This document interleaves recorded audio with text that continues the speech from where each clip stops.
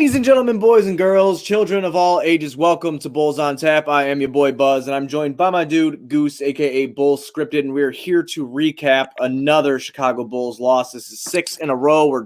We dropped this one to the Utah Jazz. 113-106. Before we get in this episode, be sure to go on tapsportsnet.com for all your Chicago sports literature and podcasting needs. Following us on Twitter at OnTapSportsNet, at Bulls on Tap, following Goose at Bulls Scripted, following me at Buzz on Tap. Anywhere you can listen to podcasts, you can listen to us, 5-star rating and review, because that's cool and tough. If you have not already, I think it's like by midnight tonight, go sign up at BetRivers.com. Use promo code ONTAP. They will match up to $250 up to your first deposit. In the future here, after I think it is midnight tonight, you have to go to these sports books in person to sign up. So this is last night to sign up on mobile to get that deal, unless you have to just go there and do it. So BetRivers.com, use promo code ONTAP. They will match up to a $250 deposit. Goose, they fought. They tried. They went down. They came back. Denzel, the whole nine. But man, what the fuck happened here? We just lost to the better team, or what's up? I mean, yeah, that. I mean, we got a shit whistle like we have all year. I feel like our turnovers were down. We didn't hit our shots. I feel like we were struggling from three-point quite a bit. But other than that, no, we were in this game. We competed actually on the defensive end for a good part of the game, even with lineups where you wouldn't expect defense out of. So, you know, we saw that this team has some fight in them, but at a certain point, that's not enough. I think we get the Nets without Durant. Maybe they'll rest Harden and we only get Kyrie. Maybe all three of them will sit out and we get a game gifted to us. But is that really how we want to make it in either? I don't really know at this point. You dropped 6 in a row. We still have not won since Vooch was traded here. It's his fault. I'm just kidding. Just kidding. Horrible trade. You know, I don't know, man. Tonight, Zach offensively just did not have it going again. What did he finish with? 10 for 22, 2 for 8 from the field. Only took 2 free throws, which is bullshit. But 23 points, 3 assists, 5 boards, only 2 turnovers for Zach tonight. Yeah, I mean, and he was settling for these weird kind of like almost 3-point shots, I guess you'd call them. Not long mid-range. Yeah, and it's like, is it because you're not confident in your lift right now? Is it just not right? You know, is it not there? Because I'm not really a fan of those shots. When they go in, great. If that's where you're comfortable, that's your spot, go to it. But if it's not your spot, and that's what we're settling for, I'm not a fan. Yeah, he struggled tonight, man, and it sucks. I think the most too, because Thad had the most points he's ever had as a Bull. He went 11 for 17 tonight, 3 for 4 from the free throw line. He had 25, 3 assists, 7 boards, 1 steal.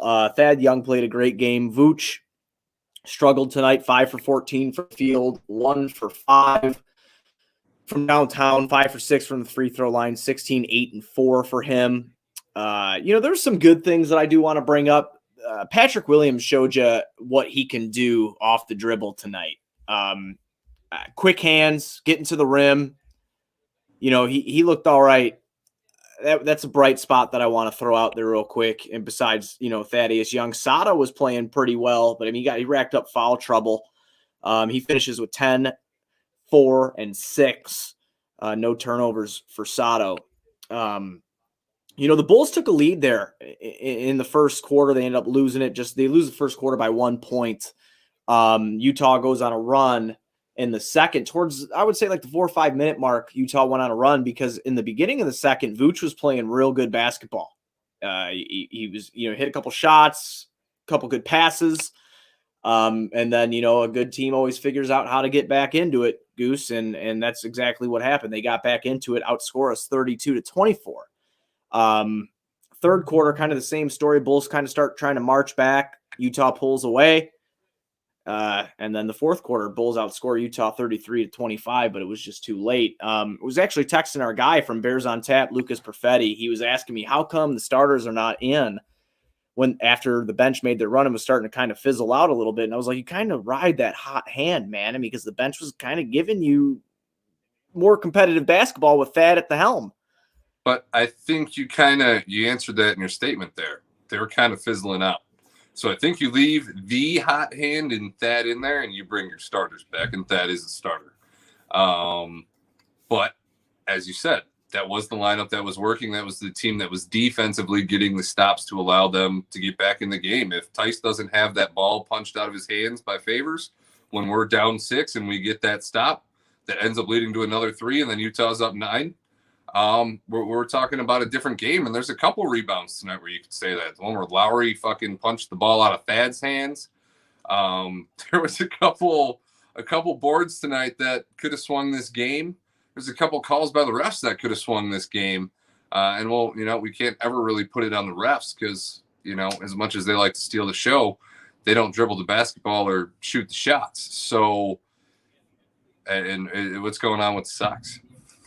Sox doing well. Sox doing well here. Well, kind of well. I mean, they're up 7-6. They were up 7-1. So, Chicago sports in a nutshell.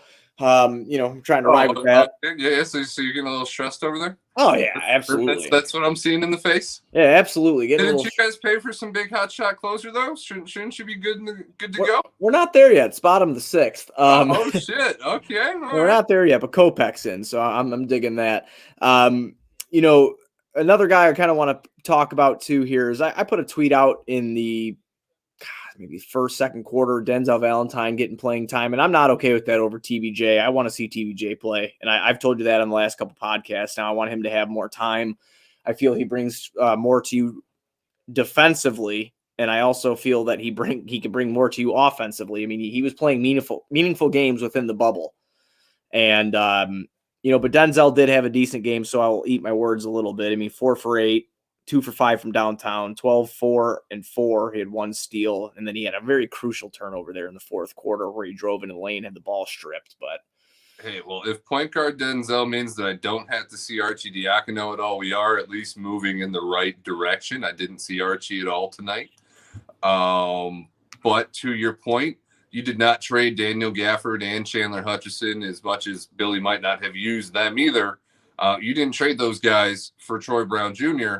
to let him sit on the bench when Denzel Valentine's probably not going to be here next year. So I get maybe a trust factor. Denzel, you've seen what he can do, but in the same breath, you've seen what the fuck he can do and what he does to your team when you give him extended time. Denzel is a heady player, but usually his ego and his confidence, which fuel him, get the best of him at some point of the night when you leave him in there too long. And like usual, he took 8 shots. Probably the 4 that he missed, 3 of them were horrible checks that never even had to occur. So I don't know. Like Billy's in a tough spot, but 2 tough games where you probably could have chalked them up as losses before you played the game was a good time and a good time to test your new pieces and, fit them into this rotation. And we just didn't see that this last 2 games. Right. Crack them. Another thing I kind of want to bring up too, while we're talking about it is Billy. I saw a lot of scrutiny online about how he, his rotations and stuff like that, what he's been doing. And I would say it's stealth tank, right? But it's not because it's not anymore because the pick's gone.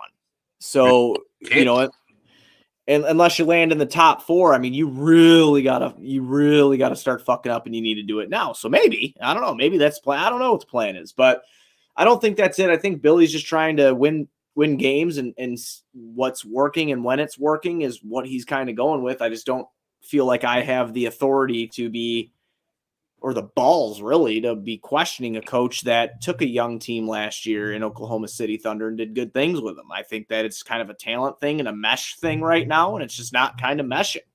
And that's what it comes down to. And I also don't think that you have Zach LaVine at 100%.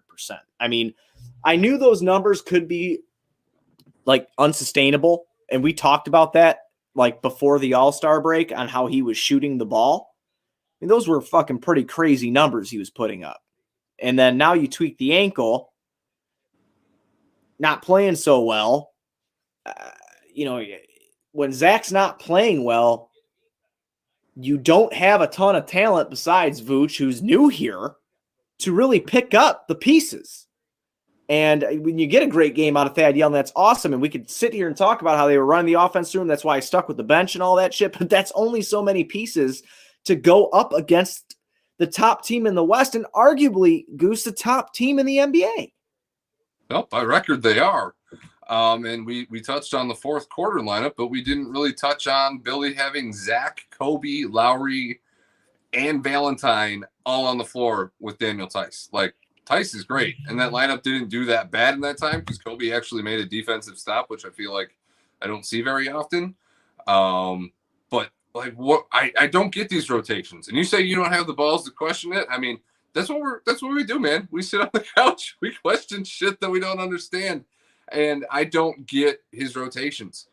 If you want Denzel in there, fine, but there's got to be some room for a perimeter defender because there's lineups where we're not playing one at all. And it doesn't make sense to me because I don't know how you expect to outscore teams when you have all your scorers on the floor at once. At the same time, there's not enough basketball to go around, and then you get these weird, funky lineups with very minimal offense, and you're going strictly through Thaddeus Young. And like you said, that fizzled out. You had people texting you going, why are the starters not back in? There's 3 minutes and 30 seconds left in this game before Zach checked back in. And I don't know. We'll have to catch Billy's response to that when we're done. Yeah, I'll definitely watch his post game interview there. It's just, I don't know, man. You're on a losing streak right now. You're on a huge road trip. You're playing good teams. It's a catch-22, man. I mean, you're damned if you do, if you're damned if you don't here. Like, you got to try something. When the starters damn near went down 20 points. I mean, I probably would have rode the fucking bench as hard as I could too, dude. I would have. I don't know what the right call is to make there. And yeah, his lineups confuse the shit out of me too. I think he's trying to get guys playing time. I think he's trying to evaluate shit. So that's why I tend not to question it, I think, because of those reasons. But at the same time, I am left scratching my head sometimes, man. Another guy you brought up in that statement was Lauri Markkanen. Like, motherfucker, like, snap out of it, dude. I'm sick of flashes. I don't want to talk about flashes anymore unless it comes to Patrick Williams, all right? I'm serious. Like, I don't want to talk about he's shown flashes of being a good player. Like, man, you're fucking fourth year in the league. I don't fuck your flashes.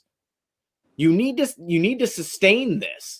If you don't sustain it, well, he's not sustaining it. He's seen the bench since when Zach's healthy. Lowry sees less than 20 minutes a game. That's going to be the plan. Unless Lowry is on a heater like that was tonight, Lowry is not going to see over 20 minutes if Zach is healthy. Because, as you're seeing, Thad Young deserves to be playing over Lauri Markkanen, 1,000%. Lowry's agent can't dispute that. Lowry can't dispute that. Nobody in the world can dispute that. So, until Lowry, I guess, snaps out of it, which I don't expect at this point of the season, Lowry's on his way out. Lowry's already singing his farewell tour. And I don't expect anything different from Lowry on the way out this season. Thad's going to be Thad. Lowry's going to play less than 20 minutes whenever Zach's healthy. And Billy doesn't need extra offense.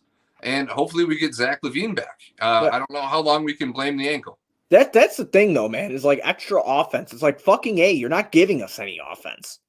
Well, but where else are you going to get it? Kobe's not giving it to you. Well, no, I know that. I know. I agree with you. I'm just speaking as like, I look at Lowry now. When you're playing all three of them together and Zach's 10 for 22, how many extra shots were there for Kobe and Zach on the floor? They're just being spacers. They're standing in the corner for spacing. They're not even being utilized. No, it's true, man. A lot of the time when Lowry was in tonight, too, except 3 specific plays that all took place in the first quarter. In the first quarter, is when he was moving without the ball and cutting. And then it stopped. And I'm just kind of like, and that was the whole thing I had with the Bulls. I like typed up notes on my fucking phone on the game. First quarter, he wasn't out there with many of the starters. It was all reserve unit, and Zach lingered in there throughout the fourth. I think Zach played the whole fourth. So, I mean, and you're like, what you're saying right now is you feel like Zach is hampering his. Zach and Lowry have never worked together. That's always been our issue. Well, I know that's our issue. It's just, is it because of a play thing, or is it a mindset thing, or is it both? I mean, it's both. Okay, so you feel like it's both then. I mean, Zach needs the ball when he's on offense, and when Zach's on the court, Lowry just stands in the corner, and he probably feels like he belongs in the corner. I don't know why Billy doesn't stagger him. That's why the Kobe, Zach, Lowry stuff confuses the shit out of me outside of logically thinking spacing. Because you don't give Kobe and Lowry the opportunities that you want them to have when Zach's on the floor. You're giving Zach the ball, and you're telling them to go stand somewhere. Yeah, it's just... And they suck so bad defensively that is the worst combination that you can put out there. I wonder if Lowry's agent right now is like, I fucked up. No, Lowry's still gonna get paid. You think so? Yeah, man. You think some stupid GM's gonna go hand him some dough? It's not even somebody stupid. I mean, Davis Bertans comes off the bench and makes $15 million. I knew you were gonna bring him up. You know, you're right. I mean, Thaddeus Young is a 14-year veteran making $14 million next year. A rotational player makes $14 million. So if that's what Lowry's value was to the Bulls, that's what they were comfortable because this is what they knew. Well, wasn't it 22 that he was looking? What was it? What was he looking for? He's looking for over 20 because his agent feels in a dead market with no big names that a team is willing to pay that inflation to get him for free. Because didn't they offer him like, what was it, around 18? 16 to 18? They didn't offer him 6. I don't think they ever went over 15. Oh, okay. I think Lowry wanted 20. They wouldn't go over 15, and they never met in the middle at 18. And that was just game from that point on. Game. They were $4 million apart. So maybe they came up to 16. But the report is $4 million was the gap in between a negotiation. Okay. Yeah, I guess that makes sense. Lowry's agent believes that $4 million is coming from a team that gets him for free. Instead of having to trade for him at the deadline, they have cap space. I'll pay an extra $4 million Chicago doesn't want to pay, and I'll get Lowry Markkanen for free. Yeah. So that's where his value's coming from. Yeah, I can see that. Some game stats from tonight. Bulls actually make more baskets and attempt more baskets than Utah. Bulls go 43 for 89. Utah goes 37 for 79. Bulls shot 48% from the field. Utah 46%.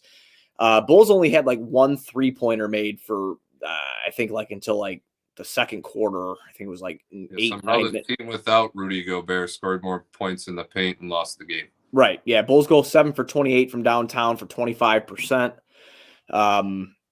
Utah 13 for 36, 36%. 27 free throws, 26 made for Utah, 17 free throws, 13 made for the Bulls.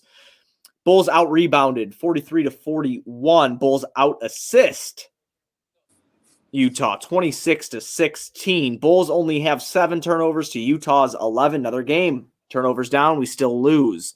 Points in the paint 68 for the Bulls, 40 for the Utah Jazz. Largest lead for the Jazz 17, largest lead for the Bulls 5. God, that is fucking painful. It's mental. Free throws and 3-pointers are the only things that we did not lead in this game. Yeah. Yeah. I mean, I don't know, man. I don't know. And then we got a big test on Sunday too. Before we get into that, if you guys have not already, go check out manscaped.com. Use promo code ONTAP. You can get 20% off and free shipping on all your manscaping needs. We're getting into summer, man. Spring's coming up. We're getting into summer here. You want to stay fresh and bring it up.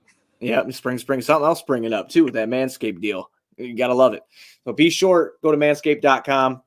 Promo code ONTAP. Summer's coming. Keep your boys fresh and clean. No sweat. Ball deodorant. They got you covered there. Manscaped.com. Promo code ONTAP. 20% off free shipping. You get both? Not even just one? Yeah, 20% and free shipping. I mean, that's just some fucking crazy shit, dude. And clean balls. And clean balls. You can't That's beat the trifecta. It is a trifecta. You just can't beat it. We play the Nets on Sunday at 1 p.m. Now, I don't want to confirm or not a post game for that show, considering it is Easter Sunday. I'm not 100% sure if Goose and I could pull it off later in the night. We definitely will, but it'll be a delayed post-game show. It'll be later on. But like you had touched on at the beginning of the episode, we don't think KD's playing. Yeah, he's supposed to sit for the Bulls and the Knicks games coming up for the Nets. So hopefully that rings true. Right. So, there's a I don't even know what to say. The 6-game stretch after the Nets is beautiful, though. It is. It is. I mean, at least compared to this. It just sucks that this tough stretch, we didn't get shit out of it. We did play. I mean, I hate saying we did play better basketball these last 2 games. We lost. I guess you could say that. I mean, we played decent against the Suns. I mean, we made a little bit of a comeback there against the Suns. We're, competitive with the Jazz pretty much all game, but it's hard to acknowledge because it goes back to the issue we've had all year. We play to the level of our competition.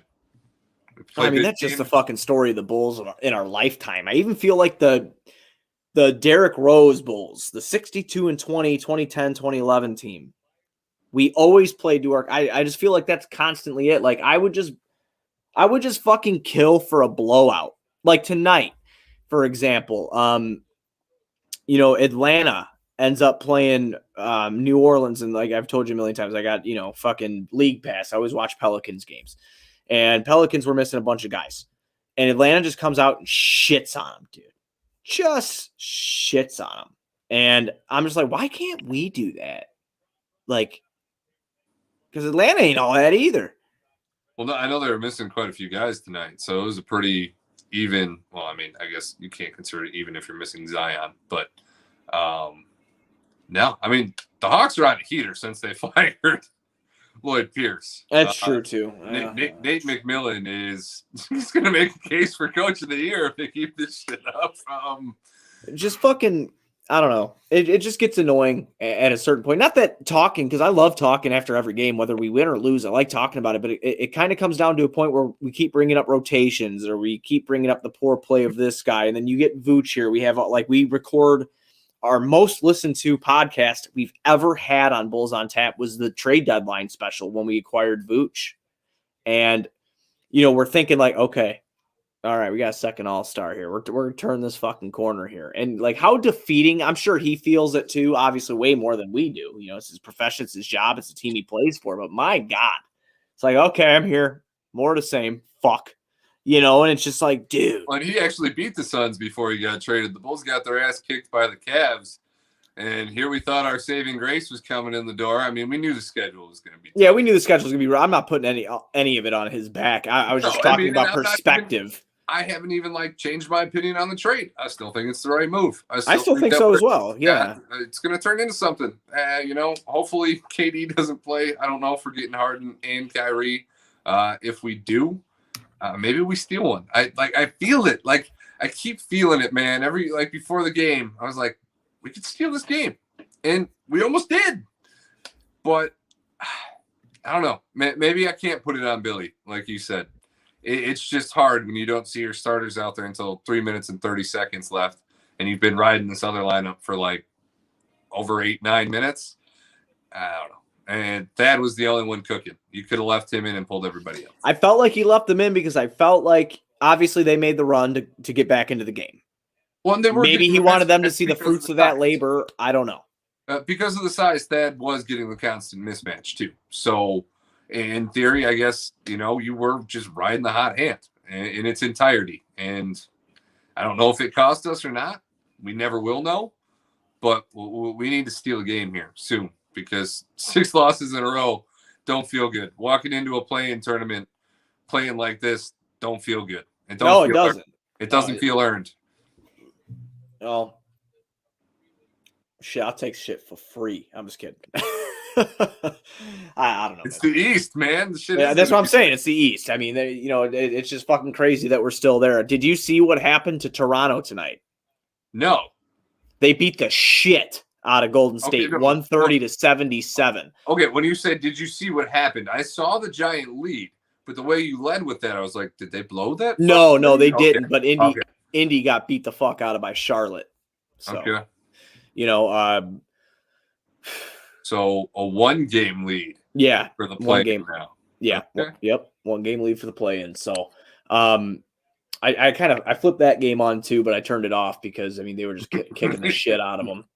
And then I turned on Charlotte for a hot second. Miles Bridges was kicking some ass. So I was like, all right, cool, But it is what it is, man. We'll be, like I said, we'll have to revisit if we record Sunday or if we decide, I'll be available. We're going to see my lady's family early in the morning because her sister's got to get back to college. Right on. But I will be available at night whenever you're ready. Yeah, I'm smoking a ham on Sunday. Smoking a ham? I am smoking a ham in my new smoker, so I'm gonna break that baby in with a ham.